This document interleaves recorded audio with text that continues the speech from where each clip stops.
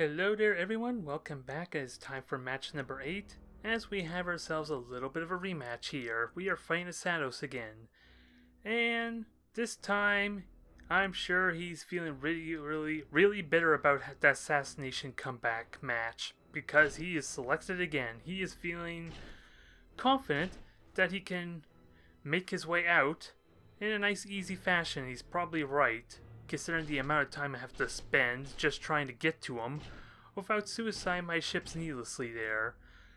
And let's be fair, I got incredibly lucky in the last assassination, so we are going to try and see if that was a fluke or not. But also another dynamic that I just realized there looking at the chat is apparently he has been watching my YouTube videos. He had made it apparent in the comments is that he had watched my videos, or at least the first two matches, so I'm not sure if he watched the one with my assassination comeback or not, because I do explain my mindset a lot, so there's going to be some interesting mind games going on here. So, I'm aware of that fact, and I'm a little bit hesitant to try and position myself in a way that could compromise me, like trying to predict what corner he's going to deploy in.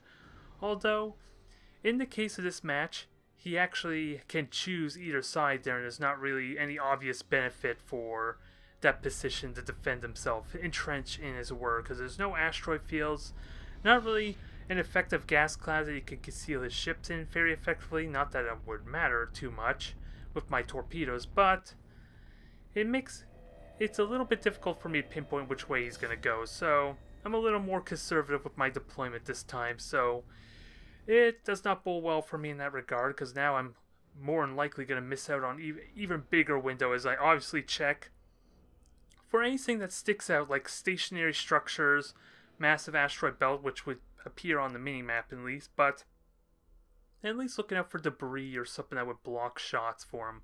Block torpedoes, protect them, make it a little more difficult to get in point blank range. So, like I said, it's a little bit awkward there. I deploy a little bit more to the middle there, leaning to the right some, but I gotta at least try something that will shave down some time, even if this is kind of like as close as you could get to compromising, because I'm still technically in the middle of the map. But we are gonna have to see if we get a repeat there. Hell, I even move it over a little bit more, just because I'm still hesitant, as I said before, about which side he's going to be on. Because there's the mind games, there's not the obvious defensive position for him, so the hunt begins. The clock is starting, we have 3 minutes to at least get in point blank range in the boredom. The good news though is, since he's not feeling his battleship this time, hell, he didn't even feel the battlecruiser for this, he does have a lot less point defense, which will be nice when I do try to get my board attempt in. Assuming I'm close enough to get my board attempt. As this time, instead of like 1 cruiser and a battleship, he decided to field 4 cruisers, and I think that's pretty much it. Maybe a frigate or 2, but he changed his loadout, his setup quite drastically, and it's gonna be felt, especially because every single one of them are going to be fielding stasis bombs. You're going to be seeing those in a moment, folks. They're going to be doing one thing, and that's to stall me to death. Stall out the clock, as it were, because he's got, what, 3-4 stasis bombs, and easily that's like additional 10-15 seconds off the clock there. If I have to get stuck in him, hell, it delays me just by going around him even, so in retrospect, one of the things I'm going to have to try and do a little bit differently is maybe have a much wider spread for my ships. That's going to be very dangerous and awkward, because it means it's easier for my ships to get isolated. But I don't get a situation like what I'm in now, where multiple stasis bombs are effectively stopping my ships from getting in close. And even now, with me yet to detect the ships, I don't know how much fruit my torpedoes are bearing. I could very easily be taking more damage than he is right now, as we're starting to get revealed, and it's looking like it's a fair trade mostly as far as the torpedoes, but shock attacks and a lucky critical hit there on a torpedo gives me a hull breach and a fire, I think. Or that was the bombers, I'm not sure which just yet. I wasn't paying that much attention to that fact, but it's a notable amount of damage. And also another factor to consider is he has 3 favors on 3 cruisers, which is another change he made to his fleet, which is actually quite useful information there quite frankly. Because it means he had to cut out on some upgrades somewhere. Because after all, that's 1,200 renown just on those 3 favors alone, so he's more than likely sacrificing a lot of power, potentially there, in exchange for the utility he's getting with the shock attack and the tractor cannon. So, this one tyrant is not long for his worlds already. He's taken a massive beating, but we boost on through, we take a little bit more ramming damage, even with the power ram there. They're not really my concern, unfortunately. We do make it past the blockade, though, but still, it comes down to the question of trying to prepare for his damn boost forward there, as one of my torpedoes do get a fire, forces a repair, so if I can get the damn critical hit on the generators like I'm hoping for, I don't think it ever happens, unfortunately, but we would be in golden shape here. Hell, I get an amazing rear shot on these torpedoes here. 2 fires. I'm pretty certain that was the choice of melted torpedoes. Trying to burn them down. It may not have been the smartest choice. I do warp out the tyrant. He warps out his ship, but 14% chance as opposed to 8. We're looking at about a 42% chance to cancel the warp, and thankfully I do get it. It depends how you consider probability, to be fair, as I'm kind of forced to let both my tyrants warp out if I'm going to avoid the lost in warp or heavy, not lost in warp, but heavily damaged effect. It's kind of warranted for the next round. I get a nice torpedo hit in. His shields unfortunately are about to come back up. 2 fires, slowly burning away. I do burn the board, which may have been a mistake, but what happens here is he insubordinates. He actually insubordinates, so that was not really a mistake. And he was so damn close to being destroyed too, but with the navigator and my inability to ram him there, I could have maybe done a high energy turn if I was quick enough, but even then I don't think that would have been enough damage to kill him. If I hit the 50 armor side somehow, then I think a ram could have killed him in retrospect, but I got distracted with the BM typing there, I think. Not that it would have let me do the high energy turn with the chat open anyway, but that almost was a turnaround. That almost paid off for me. It's just being able to mitigate those stasis bombs, and like I said, maybe spraying my ships out would be better, because if he does boost on out, possibly I have a ship there that can immediately intercept them just because they're lagging behind just a little bit. That is the idea anyway. It's something I'm going to have to explore if I have another rematch with them, but as it stands now, all I got was a heavily damaged ship to basically come into this second match with, so 1 cruiser is just out of the match, and that doesn't really mean much, but I talked about how Space Station Assault may be too risky against Orks there, and I do the interesting thing and challenge him to a cruiser clash, because he's made it apparent he's very defensive minded. He doesn't like to play aggressively, so I'm going to challenge him. I'm going to bring up the 2 overlords, the 2 tyrants, my heavy hitters, all the power rams. I'm challenging him to a cruiser clash for round 2. This will be different. It means I have no liabilities, I have no weaknesses that he could just suicide kamikaze into for an easy potential win. So, if he wants to win this match, he has to destroy my fleet. It's a little bit different, and I think it bodes well into my favor, mainly because of what I said. He seems to be playing more defensive-mindedly there, unless there's like a weakness, a liability to the mission or what I'm fielding. In the case of the Space Station Assault, as I've been hinting about before, that is probably not the smartest mission to choose for Orks, even if they're all torpedoes and like bombers and fighters. Apparently, if they have a battleship, they're almost always going to have a lot of cannons of some sort. I don't know if that's actually true or not, but even with the last episode, with how everything seemed to have been going my way, with the loss of Basha with a mega cannon, his crippled battleship with his own engines getting damaged, it was still really damn close, and I don't want to repeat that with luck not possibly being on my side. So we're going to rely on raw piloting skills, and quite frankly, I argue, my composition is better for the close combat situation, and I had the fortune to practice on dodging torpedoes with the boosters.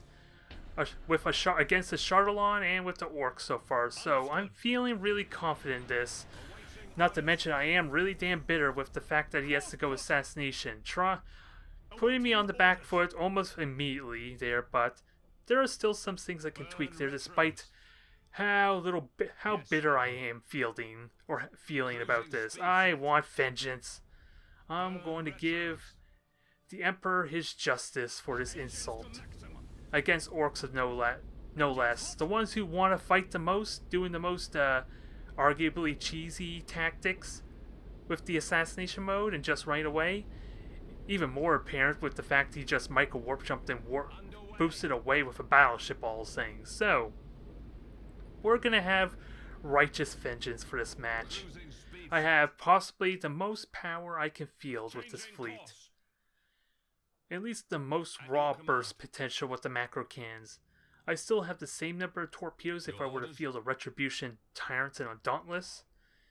Possibly more if I field the one with my ability to spawn Cobras, but this has the best burst potential with the armor-piercing rounds, the powered rams, and of course armor-piercing, the macro batteries in general with their long cooldown, high burst damage. So, we weathered the storm really well. I do block one torpedo, luckily enough. Although even then, it would still only be one torpedo, not significant. And he's content to sit in his corner. But the one thing I made sure of for this match is I was defender for this round. So even if this becomes as a torpedo war, I will win this battle. And my main idea for why I'm positioning myself the way I am is I'm trying to use the asteroid field as a deterrent and as a shield a little bit to do additional damage to him, especially even if he has the upgrade that gives him the extra shielding the asteroids. I can just easily shoot those shields down with my macro batteries in an instant. So they are almost sure, I believe, going to do damage if he flies through the asteroid field. So this is my main reasoning for picking this position there. I would have rather liked to be up towards the middle there behind the second asteroid field, but with the torpedoes I'm not really getting much of a safe window to do that there, because with the asteroid field I'm probably limited to moving to the left rather than to the right, and he can easily account for torpedoes that way. It limits my options, which makes it very dangerous for torpedoes if I were to push up, so I'm kind of relegated to hiding behind the second asteroid belt, but I would ideally like to be up between the two. So that way I kind of have a fallback point as well a little bit. Or even better, just bait him to charge me, and if I can dodge, he flies into another asteroid belt and takes a crap ton of damage. An amazing amount of damage just by flying into it and having to turn himself around. It pays off nicely for me in that regard. I just need the window to do it first there. As I mentioned before, I'm doing really well dodging these torpedoes. I am spending a lot of boosters doing this though, but in the end, he has gotten bored of this little charade a little bit, and I took absolutely no damage. Just blocking one, maybe two torpedoes in a lucky fit, but as I said, he gets impatient, and we get to see the fruits of my labors. Look at that. The one cruiser there, even with all these fighters, are taking a crap ton of damage. So even with this defensive stalling tactic, I'm in the better seat. I'm in the better position, and most importantly, folks, he has 3 favors on there. I think the light cruisers are given away. I think he has 2 Nova cans on those light cruisers there. I don't know if that actually counts for favors or not. I'm assuming it does, because it wouldn't be there otherwise. But yeah, it does. I'm looking. Wow, does he really have 4 favors? I figured all this time he had 3 favors, but that points out again what I'm talking about there, folks. 3 cruisers with favors, one of which is heavily damaged for this round because it was the ship I was trying to focus on for the assassination. So he invested a lot in those favors there. So those are what, 2 tractor cannons, 2 tractor cannons on the cruisers, and apparently 2 Nova cannons. So yeah, 2 Nova cannons. So he has a lot of favor infested. For some reason, I thought he only had 1 Nova can for this encounter. So I'm not too worried about the Nova cans because I have the upgrades and equipment to easily negate that really easily. even with the fast pattern shields, it's possible that the Novacans don't even do anything to me. So I try and chip down the savages a little bit. He is trying to go after the Widowmaker, not that the Widowmaker is going to do much at this point. Unless he decides to hide himself in the asteroid belt, which he can actually do if he stands still long enough. But with this aggressive movement, it's not looking likely. He is flying through those things there. He does have the asteroid shielding, but again, like I said, I'm in a good firing arc to shoot down those shields in a hurry if I can get the focus fire that I want. Good hits there. The shields are not down though. That would be, I think that would be an instant 100 points of damage for that one ship in the asteroid belt. Oh, now, never mind, they're down. He's taking his damage, so that's going to add up in time. It may only be 2.5 damage a second, but again, it's 2.5 damage a second. Where it's going to take him 10-15 seconds at least to get out of the asteroid belt, seeing as he just spent his boosters. So it's damage that's definitely going to add up.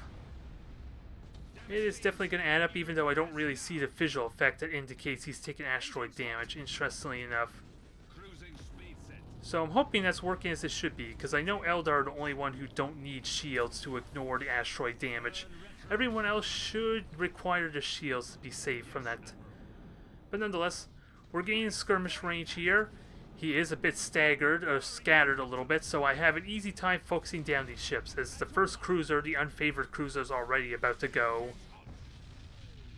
It has to explode, mind you, which could possibly be due to an upgrade, so if it was the upgrade, that was amazing damn value for his, the damn explosion. That's something I need to be really careful of, and it's going to suck having to try and count for that, because it's going to be difficult to time it where I'm out of the way. But nonetheless, the second cruiser is already out of the fight, and this one does have a tractor cannon, so it's just a matter of letting the fire do its work there. As I start to chip down the remainder of these savages, one's already going to burn down the asteroid belt. Hell, I'm pretty certain that one does not have upgrades, so it's not long for this world. As I successfully block the Novacan down there. Oh, and there's another thing I haven't been noticing. The Novacans are braking for his light cruisers right now, as he apparently did not have the belt armor, or he just got really unlucky, I'm not sure which. So this Basha is really only a Basha at this point. It's only a big giant battering ram, as much as I would like him to have rammed his own cruiser, it wasn't meant to be. As damn torpedoes break on me just as I'm trying to get the ideal shot. Maybe this is a bit of a mistake. I warp out one of my overlords, but part of this reason is because I already know what I'm going to field for my third battle, which is the Retribution dual overlords, I think. But I have to get through this match first, so warping out the overlord may have been a mistake, because it still could have took some damage there, especially one of these cruisers having no prow. I say that anyway, but apparently he hid his second Basha there. He kept it hitting. Not to mention they are blacks, so he could silent run, but I don't think that's what happened. So I did not pay attention to the fact he had an extra cruiser. He hid that on me, which actually makes me regret even more having to warp out that overlord. But Basha and cruiser are about to break. The prows are gone, which goes his upgrades, his favors at least, are out of the battle.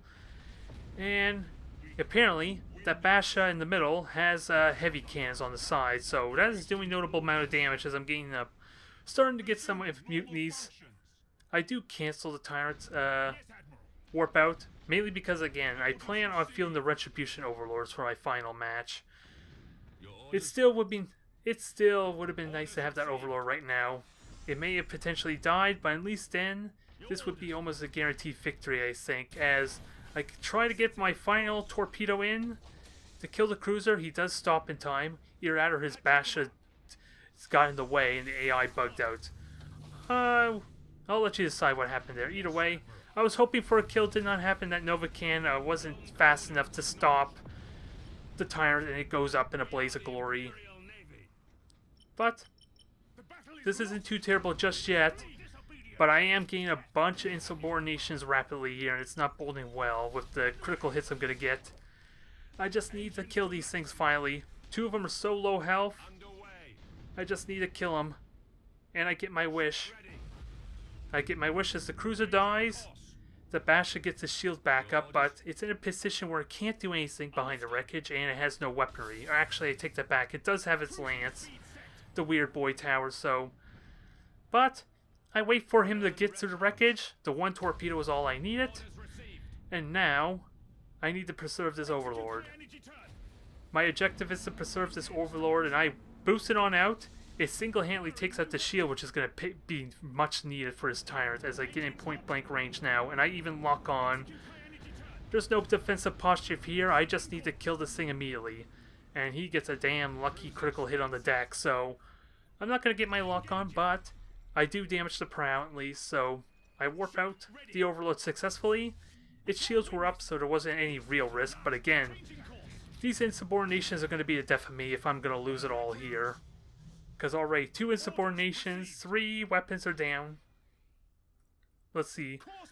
3 weapons are down and on 1 macro battery each. But I still got my full fire on the left, so we won that.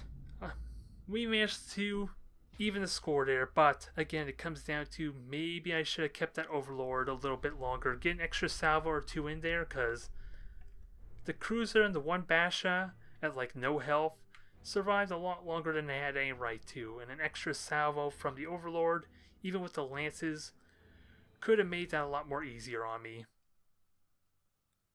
A lot more easier. But I got my Overlords. I did lose a tyrant, but that's not an important factor as I get ready for this final match here. I'm going to be feeling the Retributions. I'm going to be feeling the Overlords, feeling the Dauntless. We're going more the long-range Lance variant style. I'm not going to take the Lance Dauntless, mind you, because I need... If I'm going to use Lances, I'm going to be firing them at max possible range, and 9,000 units when I'm facing them is not the safest thing. So I'll just take my regular Torpedo Dauntless for this one on top of the Overlords and Retribution. It's a little more tenuous, a little more riskier, I won't lie, because I'm going to be forfeiting a Widowmaker for this match, so I'm kind of hoping my Dauntless with the Cobra reinforcement is able to be used as a spotter for me. Because I'm going to be playing a little more slower. I'm going to pop reload immediately there for the faster torpedoes and the faster Cobra. So I'm feeling pretty good here. It's not as much firepower potentially. Actually, it is the same kind of firepower, it's just not in burst fashion there. Because the Dauntless has pretty impressive firepower, but only if it can keep its bearing or broadside to the target. Because it's got a lot more faster rate of fire, but it puts it more at risk at the same time. But I do have so much more long-range firepower as a result for this, so I could jip them down quite well at long range, so long as I'm smart about how I'm doing it, which is why I'm going to be playing a lot more slower. It remains to be seen what the map layout is, though, but he fields what's left of his fleet, which includes the battleship. And, interestingly enough, he's going to field 2 more Bashas with Novacans there, so he invested a lot in favor. That's 7 favors total there, from what I could tell. He may have even had extra ones, from what I know. Because we have the shock attack from the first cruiser, 2 tractor cans, as we destroyed and saw in the first 2 matches, and then 4 Nova cans, blood axes. So I'm hoping, I never really check, I don't think actively, but he had to sacrifice a lot for all those favors in terms of upgrades anyway. So we should be good there as far as like the power potential of the battleship, at least. That's the idea anyway. We see 2 cruisers there. They, of course, no surprise, they have the fighters. They do the usual like stall tactics there, and unfortunately I never really did check if I was the defender or the attacker for this match. That could play this out a lot more differently if I was the attacker. Although it's alright so far there, because apparently he's not going to stall this time. He's just going to poke on out, start making his move, and as much as I would like to, I'm going to try and get myself situated behind the asteroid field there in the middle. But of course, it's more on his half of the map, and he's already practically right next to it, so safe to say it's not going to happen this time around. to be able to utilize that as a defensive spot. Hell, I don't really have any gas clouds to hide in, as I was kind of contemplating avoiding this beacon here, but I'm content with boosting and dodging torpedoes anyway, so it's not really as important as it sounds. Even if he has the one shock attack, which I'm pretty certain he's fielding that cruiser as well for this match. So, I'm okay with that because I'm eventually going to boost and reveal myself anyway when he eventually fires more torpedoes, I would think anyway. I would think even if it's only 2 cruisers, I probably would like to try and mitigate that damage because dodging him has been working really well so far, I'm not going to lie. And I have the Deuce, which is the battleship there, so I aim for it over on the right, hoping to do some extra damage to it. And there's the tractor cannon as I suspected. It sadly does nothing there, no actual damage, but it does force a repair to kind of negate the fire. Because that's what, 90 points of damage I think there, just about, maybe 100 points either way. I'm forced to have to repair that, so I might as well repair early, so that way hopefully it comes back up when the actual fight begins. As I continue lobbing torpedoes there, I think I got one good hit on the battleship there from its turning. Hard to really say, because it could have easily just been shot down, but we're making that the focus there, trying to hit the battleship and ideally, if possible, hit the cruisers as well for a little bit of damage there. Because I'm probably not going to be able to focus fire as much as I would like, especially when I'm going to be trying to avoid that battleship, suspecting it's going to be using the heavy mega cannons. And thankfully I had supercharged void shield to negate that because that was like center damage there. And also, this plays a factor with how I want to pursue this. Is I'm trying to stall this out.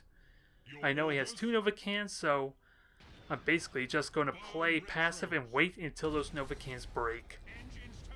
I don't think I need to tell you why, because when those 2 ships lose their prow, they have very little, if any, weaponry to note. Although I know one of the bashes at least had the heavy cannons on the side, so they're still formidable if he's fielding more bashes like that. So, need to be careful, but the idea is to kill the prow and negate anything he has on those bashes, which I'm going to say is actually mega cannons, because I'm not seeing like light cruiser torpedoes, so maybe he doesn't have the heavy cannons there. He has the mega cannons, which would actually bode better for me for when they do break. Because after all, keep in mind, it's a 25% chance for each bash, as I'm doing a high energy turn like this because I know he's micro warp jumping, so I'm expecting a very aggressive play out of this since he's definitely not going to be in firing range. It's hard to really imagine it just yet, but the charge, the revealing himself does give it away, so I feel like this is a good play, just boosting away. Just make sure he doesn't get any closer there and start utilizing my lance fire, because even with his prow, even with the fact that I don't have additional damage on the shields, he's still going to take a lot of damage from this, as I frantically dodge this stasis bomb, because I don't need him cutting even more time as I try and dodge even more Nova cannons. And I don't actually hear it this time, but one of the Nova cannons actually breaks there, and in fact he does have torpedoes on him, so I take that back. At least one of them has the side mega cannons, I believe, the side heavy cannons. But one of them is broken. One of the prows is gone in the Basha, so far so good. We're looking at consistent odds there for Nova cannons at 25% chance. And apparently he had no belt armor, which is odd, considering you're taking Nova cannons, which plays off again to what I was talking about. He had to sacrifice something for all these favors he's currently fielding. And one of them apparently was the belt armor, because otherwise he'd be able to get away with more shots. So, we are doing amazing damage with these lances, but eventually I'm going to have to face the swarm, face the tide, as it were. So I try to get one more salvo there before I turn in and face my prow to him. And we are looking good for a situation. A broken prow, the other 2 ships at half health, and a battleship that's a little bit out of reach right now, at least with its heavy cannons, mega cannons rather. So we go in there, we try and absorb the damage we can. I do pop a supercharged void shield here. I don't know if that was a smart choice or not, but Brace for impact coming out there. We nearly wrecked this cruiser immediately, so you could tell these torpedo salvos working out really damn well. Really damn well, especially now I'm also getting some sci-fire on this Death Deal as well. So, cruiser's gone. We're already in good shape. The prow is gone on both of these ships. I don't know if that was a Nova Cannon on my Dauntless or not. Never mind. It was a Dauntless flying to a mine that took that damage. Okay, so I killed both the prows of the Bashas. I killed the prows on both the Bashas, but he could still have some heavy cannons there. He's still likely to have heavy cannons, considering one of them had torpedoes, as we're taking a world of hurt from that damn Death Deal at that battleship.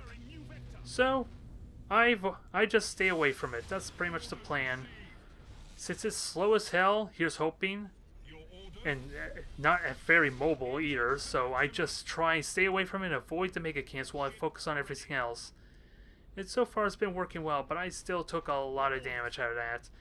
Mainly because the one Overlord that was heavily damaged didn't brace for impact when the others did, so I probably could have popped out a little bit earlier if I anticipated it was going to take so much damage. But, of course, the Overlord and other Retribution are in far better shape as a result. And this Overlord's kind of like in a whirl of hurt, so I'm just content to use it to kind of stall the Death Dealer. I use the supercharged voice shield to hopefully absorb a Mega Cannon shot. It inconveniently turns when I don't want it to. I was hoping to keep its prow facing the Death Dealer, so at least it could stall and take a couple of shots while I finish off this cruiser. And even this Basher that just micro-warp jumps in. As it stands now, he kills it. He kills it. I kill his cruiser in retaliation. And now we just gotta clean up this cruiser quickly. Because I still think this one has the heavy cannons. Yeah, I think it has heavy cannons because, yeah, it does have heavy cannons. So, that was the one that fired the torpedoes earlier. But, it's still a threat. Generators are gone. It takes a full broadside torpedoes. And it's on fire. So, despite the world of hurt my Overlord took, we're in damn good position here. Even with the exploding Basha, goddammit. Even with the exploding Basha, all I have to do is mitigate my damage, so the idea is to face my prow to this thing. And I try to frantically already preemptively turn, but it's not enough. He gets the side of me. And even then, I still have a good chance to block his shots, but we're looking good. Just looking like another victory there. He is not going to get his win today, unfortunately. Poor Esadous. I apologize, fella. But you had it coming when you decided to resort to the sneaky tactics in the assassination match. This is your own undoing. You didn't want to fight straight up as Orks traditionally do, so I'm going to take it out on your Death Dealer. I'm taking it on your Death Dealer, but in the end, even with the assassination, I got a few things I can try to get a better result, because I was so damn close with that assassination. Mind you, I did again get a little bit lucky with the interrupting the warp, but it was a much realistic chance as opposed to the 21% chance of his damn battleship. So, a little more tweaks, and I think I'm okay if I have to match up with him again in another assassination. We will have to see, but in the end, I am easily got the upper hand on Esadous with 4 matches, 3 of which were against his Orks. All of them were wins.